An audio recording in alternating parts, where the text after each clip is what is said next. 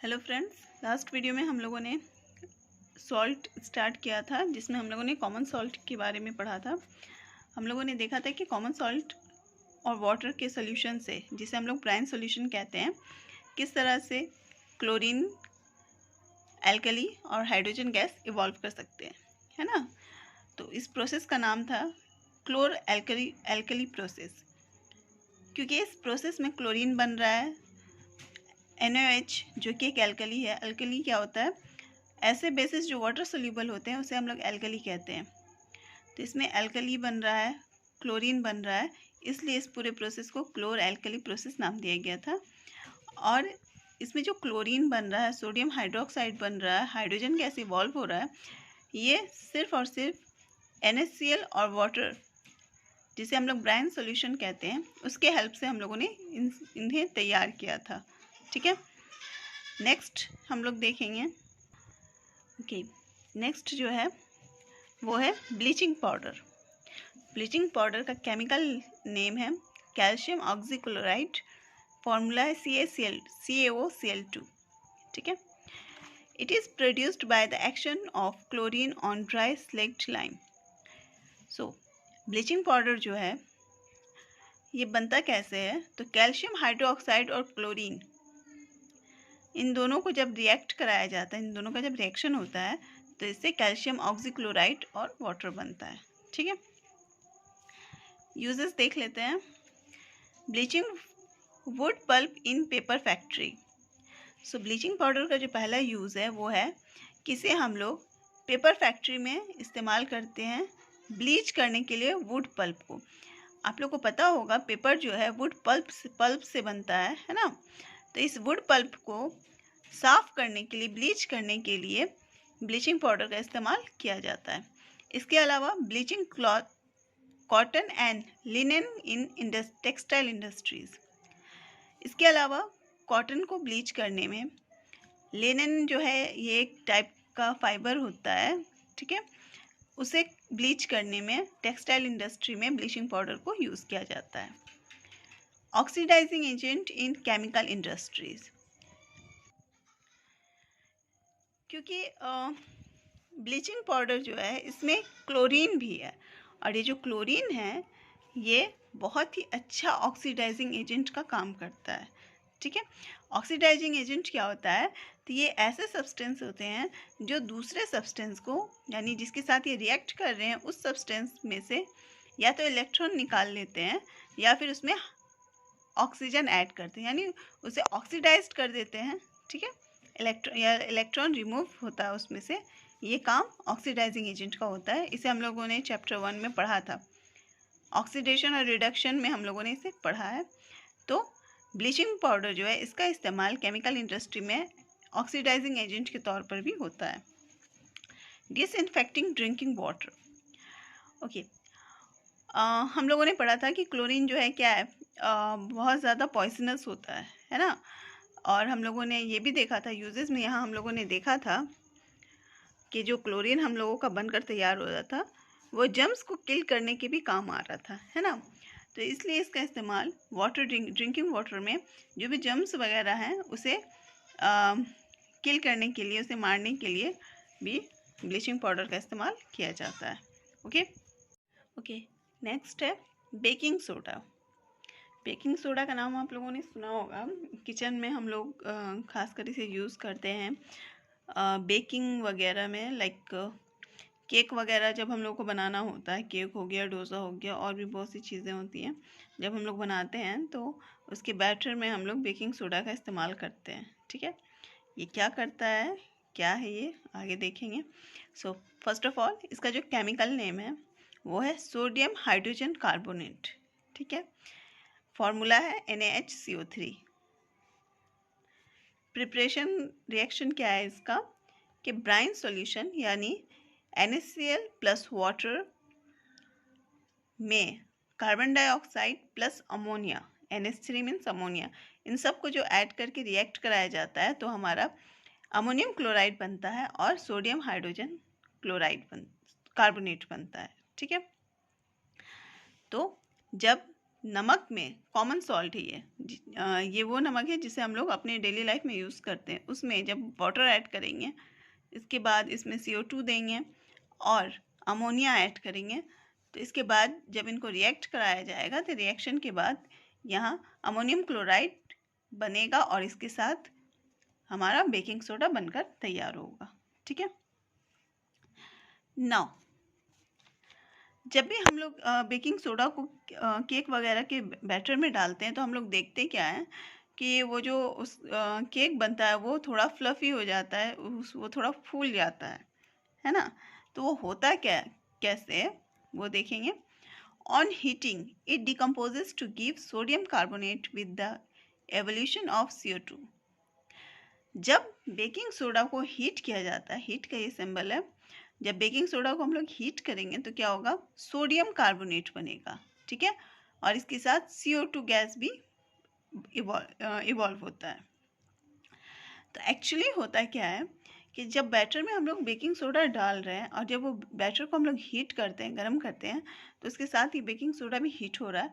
तो जैसे ही वो बेकिंग सोडा हीट होता है, हीट होने पर इसमें सोडियम कार्बोनेट बन रहा है और CO2 भी बन रहा है। तो जो CO2 उसके अंदर बन रहा है, उस बैटर में बन रहा है, तो वो क्या करता है, वो बाहर निकलने का रास्ता देखता है ना, जिसकी वजह से बैटर पर छोटे छोटे जो हैं पोर्स बनते हैं और उसी के हेल्प से वो CO2 जो है बाहर आता है और इसी CO2 की वजह से जो हमारा केक है वो जो है थोड़ा फ्लफ़ी हो जाता है। ठीक है। यूजेस देख लेते हैं। Used as an antacid to treat acidity of the stomach. हम लोग जानते हैं कि हमारे पेट में HCl हाइड्रोक्लोरिक एसिड रिलीज होती है जो कि डाइजेशन में हेल्प करती है। ठीक है। बट जब ये HCl एक्सेस अमाउंट में रिलीज हो जाती है तो हमें एसिडिटी होती है ना। हम लोगों को पता है कि एसिड के पावर को कौन ख़त्म कर सकता है, तो जो बेस है वो एसिड के बिल्कुल अगेंस्ट काम करता है। ठीक है। तो बेकिंग सोडा जो है वो एक माइल्ड बेस है। माइल्ड बेस मतलब वीक बेस है, ऐसा बेस जिसे हम लोग खा सकते हैं। ठीक है। माइल्ड का मतलब वीक कह सकते हैं, वीक बेस को माइल्ड बेस कहते हैं। तो बेकिंग सोडा एक माइल्ड बेस है, तो हम लोग उसे एसिडिटी के मेडिसिन के तौर पर इस्तेमाल कर सकते हैं। ठीक है। कुछ नहीं करना, बस वाटर लेना, उसे बेकिंग सोडा को उसमें डालकर अच्छे से स्टर करके उसे पी जाना है, तो उससे हमारी एसिडिटी जो है वो ख़त्म हो जाएगी। ओके। एसिड के जो भी पावर है उसे वो एक दूसरे को न्यूट्रलाइज कर देगा। यहाँ पर ये जो वर्ड है एंटासिड जो है एंटी एसिड का शॉर्ट फॉर्म है। सो एसिडिटी के लिए जो भी मेडिसिन आती है उसे हम लोग एंटासिड कहते हैं। ठीक है। तो बेकिंग सोडा जो है वो भी एक एंटासिड है, यानी एसिडिटी की एक मेडिसिन है। ठीक है। नेक्स्ट है use to make baking powder which is used in preparation of cakes, bread etc। Baking soda से ही बेकिंग पाउडर भी बनता है। ठीक है। इसके लिए होता है क्या है कि बेकिंग सोडा में कोई भी माइल्ड वीक बेस मिलाया जाता है। यहाँ पर H+ जो है दिख रहा है, ये हम लोगों को पता है कि एसिड को जो जब हम लोग वाटर के साथ मिक्स करते हैं तो क्या होता है, उसमें से H+ आयंस निकलते हैं, है ना। तो ये वही H+ आयन है एसिड का। सो एसिड के साथ जब इसे रिएक्ट कराया जाता है तो हमारा बेकिंग पाउडर बनकर तैयार होता है। नेक्स्ट आते हैं used in soda acid fire extinguisher. ठीक है। फायर एक्सटिंग्विशर के बारे में आप लोगों ने सुना होगा, है ना। तो हम लोग यहाँ सोडा की हेल्प से, सोडा और एसिड की हेल्प से CO2 गैस बना सकते हैं। फायर एक्सटिंग्विशर में CO2 गैस भरी हुई होती है, ठीक है, जो कि आग बुझाने में काम आती है। तो यहाँ हम लोग सोडा और एसिड की हेल्प से भी CO2 गैस बना सकते हैं, जिसका इस्तेमाल फायर एक्सटिंग्विशर में हम लोग कर सकते हैं। कैसे देखते हैं। सोडियम हाइड्रोजन कार्बोनेट है, यानी बेकिंग सोडा है। इसमें HCl के साथ जब इसे ट्रीट कराया जाता है तो ये यहाँ NaCl, नमक, वाटर और CO2 गैस निकलता है। ठीक है। तो ये जो CO2 गैस इवॉल्व हो रहा है यही फायर एक्सटिंग्विशर में इस्तेमाल किया जाता है, जो कि आग को बुझाने का काम करता है। आप लोग को पता होगा कि CO2 जो है वो आग को बुझा देता है। ठीक है। ऑक्सीजन जलने में हेल्प करता है। ठीक है। बर्निंग में हेल्प करता है CO2 बुझाने में। ठीक है। ओके। नेक्स्ट है washing soda. Chemical name sodium carbonate, chemical formula Na2CO3 10H2O। ये 10H2O क्या है इसके बारे में हम लोग बाद में डिस्कस करेंगे। पहले थोड़ा सा वॉशिंग सोडा का प्रिपरेशन और यूजेस देख लेते हैं। So sodium hydrogen carbonate on heating decomposes to give sodium carbonate with the release of hydrogen gas. Okay हम लोगों ने पढ़ा था अभी अभी बेकिंग सोडा में देखा था कि जब हम लोग उसे हीट करते हैं तो हमें सोडियम कार्बोनेट मिलता है ना। यहाँ ये बेकिंग सोडा है, जब हम लोग इसे हीट करेंगे तो हमें सोडियम कार्बोनेट मिलेगा, ठीक है। बट इसमें 10H2O ऐड नहीं है, ठीक है। अब ये होता है क्या है कि जब हम लोग इसे हवा में छोड़ देते हैं, है ना, तो ये हवा से 10H2O ले लेता है। 10H2O जैसे ये हवा से लेता है, ये क्या बना देता है, वॉशिंग सोडा बना देता है। ओके, ये Na2CO3 कैल्शियम कार्बोनेट है, बट इसमें 10H2O ऐड नहीं है। अभी हमारा ये वॉशिंग सोडा बना नहीं है। जब इसमें 10H2O ऐड हो जाता है तब ये जाकर वॉशिंग सोडा बनकर तैयार होता है। ओके, नेक्स्ट आते हैं uses. Used in glass, soap and paper industry. इसका इस्तेमाल सोप, ग्लास में, सोप में और पेपर इंडस्ट्री, इन सारी जगहों पर इसका इस्तेमाल किया जाता है।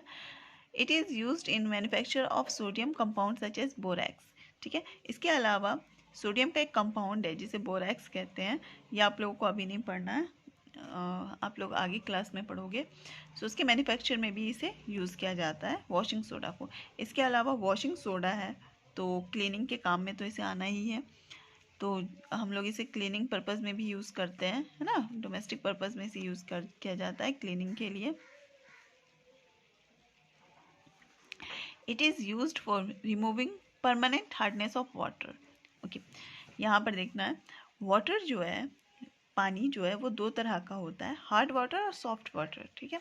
हार्ड वाटर में क्या होता है कि उसमें कैल्शियम मैग्नीशियम के सॉल्ट होते हैं, जिसके वजह से उसमें झाग नहीं बनता है, ठीक है ना। अगर कोई भी डिटर्जेंट या सोप के साथ, सोप क्या नॉर्मली हम लोग क्या देखते हैं कि जब भी हम लोग सोप या डिटर्जेंट में पानी डालते हैं, है ना, तो उसमें एक झाग बनकर तैयार होता है। बट हार्ड वाटर में ऐसा नहीं हो पाता है, क्यों? क्योंकि उसमें मैग्नीशियम और कैल्शियम वगैरह के सॉल्ट रहते हैं, ठीक है। सॉफ्ट वाटर जो होता है, जिसे हम लोग अपनी डेली लाइफ में यूज़ करते हैं, वो जो है वो सॉफ्ट वाटर है। उसमें बहुत ही ईजिली सोप या डिटर्जेंट से झाग बन जाता है, ठीक है, तो वो हमारा सॉफ्ट वाटर है। तो ये जो वॉशिंग सोडा है, इसका इस्तेमाल हार्ड वाटर में से उसके हार्डनेस यानी मैग्नीशियम और कैल्शियम के सॉल्ट जो होते हैं उसको रिमूव करने के लिए ये इस्तेमाल किया जाता है, ठीक है। नेक्स्ट है plaster of Paris, POP। Chemical name है कैल्शियम सल्फेट हेमीहाइड्रेट और फॉर्मूला है CSO4 हाफ H2O। ये हेमी का मतलब हाफ होता है, हाइड्रेट ये यानी वाटर, ठीक है। कैल्शियम सल्फेट हेमी और ये हाइड्रेट। प्रिपरेशन रिएक्शन देख लेते हैं क्या होता है। Plaster of Paris is prepared by heating gypsum at 373 kelvin, ठीक है। ओके, होता क्या है कि जब हम लोग जिप्सम को 373 केल्विन, 373 केल्विन या 100 डिग्री सेल्सियस कह लें, है ना। 373 केल्विन जो है और 100 डिग्री सेल्सियस जो है वो दोनों इक्वल होता है। तो जब इस टेम्परेचर पर इसे जिप्सम को हीट किया जाता है तो क्या होता है, हमारा जो प्लास्टर ऑफ पेरिस है वो बनकर तैयार हो जाता है। रिएक्शन देख लेते हैं। ये फॉर्मूला है जिप्सम का CSO4.2H2O, ठीक है। तो जब हम लोग इसको हीट करेंगे तो होता क्या है कि कैल्शियम सल्फेट वैसे ही रह जाता है, बस ये जो दो मॉलिक्यूल है ना 2H2O है, ये क्या होता है, इसमें से 1.5 मॉलिक्यूल्स निकल जाते हैं और हाफ मॉलिक्यूल ही रह जाता है, ठीक है। हीट किया गया, इसमें से 1.5 मॉलिक्यूल ऑफ वाटर निकल गया, हाफ मॉलिक्यूल ऑफ वाटर ही जब इसमें रह जाता है तो ये हमारा क्या बन जाता है, प्लास्टर ऑफ पेरिस बन जाता है, ठीक है। एक बात और याद रखना आप लोगों को कि ये जो प्लास्टर ऑफ पेरिस बनकर तैयार होता है ये पाउडर फॉर्म में होता है, ठीक है, ये पाउडर फॉर्म में होता है। इसके अलावा ये जो हाफ है, एक्चुअल प्लास्टर ऑफ पेरिस जो है वो कुछ इस तरह का होता है।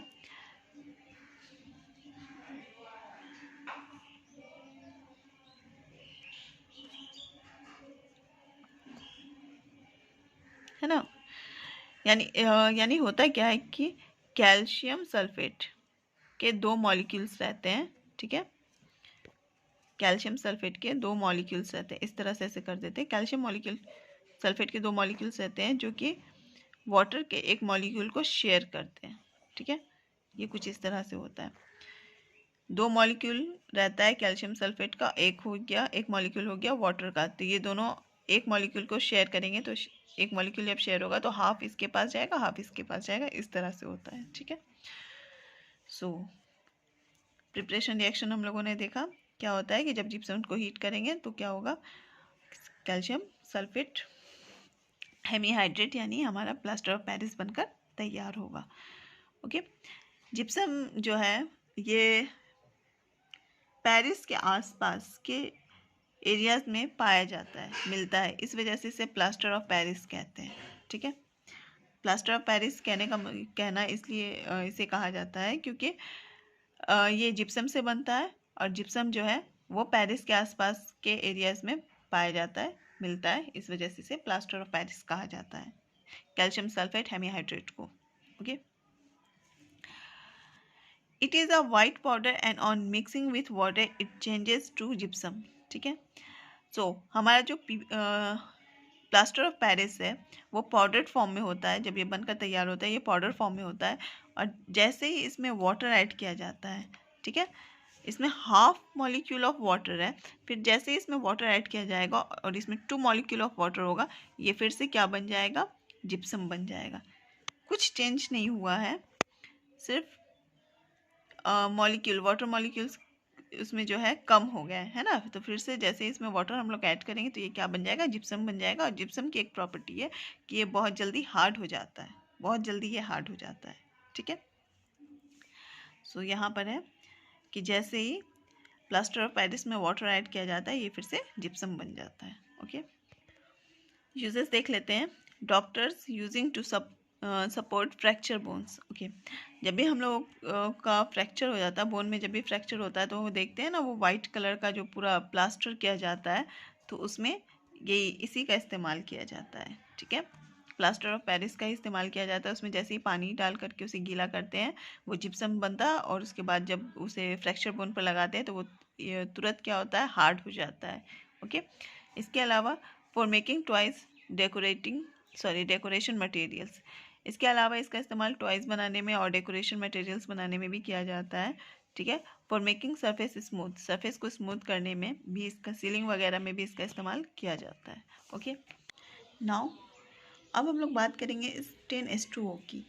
अभी अभी हम लोगों ने देखा था जिप्सम में क्या था, 2H2O ऐड हुआ था, यहाँ वॉशिंग सोडा है, यहाँ पर 10H2O लगा हुआ है। तो ये होता है, ऐड क्यों होता है, इसका काम क्या है, ठीक है। तो बेसिकली नेचर में 2 तरह के क्रिस्टलाइन सब्सटेंस पाए जाते हैं। एक जो नेचुरली क्रिस्टलाइन होता है, लाइक NaCl हो गया, कॉमन सॉल्ट हो गया, या फिर बेकिंग सोडा, अभी अभी हम लोगों ने पढ़ा था, सोडियम हाइड्रोजन कार्बोनेट हो गया। तो ये सब नेचुरली क्रिस्टलाइन होते हैं, ठीक है। और एक होता है जिसका वाटर ऑफ क्रिस्टलाइजेशन होता है। वाटर ऑफ क्रिस्टलाइजेशन क्या है कि सपोज़ मेरे पास यहाँ पर ये एक सब्सटेंस है, तो जब मैं इसमें वाटर ऐड करूँगी तो इसमें होगा क्या कि गीला नहीं होगा, गीला होने के बदले ये क्रिस्टलाइन फॉर्म में कन्वर्ट हो जाता है, ठीक है। तो ऐसे सब्सटेंस जिसमें वाटर ऐड करने पर वो गीला ना होकर क्रिस्टलाइन फॉर्म में आ जाता है, हम लोग कहते हैं कि वहाँ पर वाटर ऑफ क्रिस्टलाइजेशन हुआ, जिसकी वजह से वो जो सब्सटेंस है वो क्रिस्टलाइन फॉर्म में बदल गया, ठीक है। तो जहाँ जहाँ पर ये .H2O लगा हुआ होता है, इसका मतलब ये हुआ कि वहाँ पर क्रिस्टलाइजेशन हुआ है और वो जो भी सब्सटेंस है वो क्रिस्टल फॉर्म में है, ठीक है। और भी बहुत सारे हैं, लाइक ब्लू विट्रियोल है, कॉपर सल्फेट, ठीक है। तो नॉर्मली जो कॉपर सल्फेट होता है, CuSO4 होता है, वो वाइट कलर का पाउडर होता है, ठीक है। लेकिन जब उसमें वाटर ऐड किया जाता है तो उस कॉपर सल्फेट को गीला नहीं करता है, बल्कि उसे क्रिस्टलाइन फॉर्म में बदल देता है, छोटे छोटे क्रिस्टल्स में बदल देता है। ओके, तो यहाँ पर हम लोग कह सकते हैं कि यहाँ पर वाटर ऑफ क्रिस्टलाइजेशन हुआ, ठीक है। यानी जब 5 मॉलिक्यूल ऑफ वाटर इसमें ऐड होगा इस कॉपर सल्फेट में, तो ये क्रिस्टलाइन फॉर्म में कन्वर्ट हो जाता है और इसका कलर भी चेंज हो जाता है। जो सिर्फ कॉपर सल्फेट है वो वाइट कलर का होता है, बट जब इसमें वाटर ऐड होता है तो ये ब्लू कलर का हो जाता है, जिसे हम लोग ब्लू विट्रियोल भी कहते हैं। ठीक है, यहाँ देख लेते हैं। ओके, तो यहाँ पर हमारा कॉपर सल्फेट है, एनहाइड्रस और हाइड्रेट। एनहाइड्रस का मतलब हो गया कि जिसमें पानी नहीं है ऐड, अभी इसमें वाटर ऐड हुआ नहीं है। ठीक है, हाइड्रेटेड का मतलब इसमें वाटर है। ठीक है, तो एनहाइड्रस में है कॉपर सल्फेट कैसा होगा, CuSO4 ही लिखेंगे। ठीक है, अच्छा, और ये अभी वाइट कलर का होगा। ठीक है, और ये पाउडर फॉर्म में होगा, पाउडर रहेगा, पाउडर की तरह होगा। बट जैसे ही इसमें हम लोग 5 मॉलिक्यूल ऑफ वाटर ऐड करेंगे, वाटर ऐड करते हैं, तो ये क्या हो जाता है, CuSO4.5H2O बन जाता है, जिसका कलर जो है वाइट से ब्लू हो जाता है। और ये पाउडर फॉर्म में नहीं रहता है, ये क्रिस्टल फॉर्म में चेंज हो जाता है। ओके, अच्छा, इसे हम एक एक्सपेरिमेंट से भी कर सकते हैं। सपोज एक ट्यूब है मेरे पास, अगर इसमें यहाँ पर मैं कुछ हाइड्रेटेड कॉपर सल्फेट लूँ, इसे हाइड्रेटेड कॉपर सल्फेट भी कह सकते हैं या कॉपर सल्फेट पेंटाहाइड्रेट भी कह सकते हैं। पेंटा का मतलब 5 हो गया। ठीक है, यहाँ पर 5 मॉलिक्यूल ऑफ वाटर है, इसलिए पेंटाहाइड्रेट ये भी कह सकते हैं। अगर इसे लेकर के इसे हीट किया जाता है तो ये क्या होगा, जैसे जैसे इसमें हीट जाएगी तो ये जो वाटर इसमें ऐड है ये वेपर बनकर बाहर निकलेगा, है ना। वाटर को, किसी भी चीज़ से वाटर को रिमूव करने का सबसे इजी तरीका है कि उसे हीट किया जाए। तो जब हम लोग इसे हीट करेंगे तो क्या होगा, वाटर इससे बाहर निकलेगा। ठीक है, और ये जो ब्लू कलर का हमारे पास हाइड्रेटेड कॉपर सल्फेट है, जैसे जैसे इससे वाटर बाहर निकलेगा इसका कलर जो है चेंज होकर ये वाइट कलर का हो जाएगा। ठीक है, और एक बार जैसे ये पूरा 5H2O बाहर निकल जाएगा तो ये हमें वाइट कलर का पाउडर फॉर्म मिल जाएगा। ठीक है, हम लोगों को सिर्फ कॉपर सल्फेट मिल जाएगा जो कि वाइट कलर का पाउडर होगा। अब अगर फिर से इसमें हम लोग वाटर ऐड कर देंगे तो ये फिर से हाइड्रेटेड कॉपर सल्फेट बन जाएगा। ओके, तो यही रीज़न है। अच्छा, यहाँ पर जो भी 5, 7 लिखा हुआ होता है या कहीं पर 2 रहता है या कहीं पर 10th है, 10 लिखा हुआ है, तो ये फिक्स्ड है, ये चेंज नहीं होता है। ठीक है, यानी ग्रीन विट्रियोल है, फेरस सल्फेट है, इसमें 7 मॉलिक्यूल ऑफ वाटर है, यहाँ पर ये 7 ही रहेगा। अपने मन से हम लोग इसमें कुछ ऐड नहीं कर सकते हैं। ओके, तो समझ में आ गया होगा कि जहाँ जहाँ पर ये इस तरह से ये लिखा हुआ है ना, इसका मतलब क्या है कि यहाँ पर वाटर ऑफ क्रिस्टलाइजेशन हुआ, यानी इतना वाटर इसके साथ ऐड हुआ और ऐड होकर इस वाटर ने इस पूरे सब्सटेंस को क्या कर दिया, क्रिस्टलाइन कर दिया, क्रिस्टल फॉर्म में बदल दिया। ठीक है, तो होप आप समझ में आ गया हो कि ये यहाँ पर क्यों इस तरह से लिखा जाता है। ठीक है, यानी ये जो वाटर तो है यहाँ पर, बट ये इसे गीला नहीं करता है, ये क्या करता है, इसे क्रिस्टल फॉर्म में क्रिस्टलाइन कर देता है, क्रिस्टल फॉर्म में चेंज कर देता है। ओके, बट जो नेचुरली क्रिस्टलाइन रहते हैं उसके साथ ये H2O ऐड हुआ नहीं रहता है। जो नेचुरली रहता है उसके साथ नहीं रहता है, बट जो वाटर ऑफ क्रिस्टलाइजेशन की वजह से जो बनते हैं, हमारे क्रिस्टलाइन फॉर्म में बनते हैं, उनके साथ ही हम लोग इसे लिखते हैं। ठीक है, और जिनमें सपोज अगर 7 है तो इसे हाइड्रेटेड कह सकते हैं हम लोग। अगर इनका वाटर ऑफ क्रिस्टलाइजेशन नहीं हुआ तो इन्हें एनहाइड्रस कहेंगे। ठीक है, ये बातें याद रखनी है।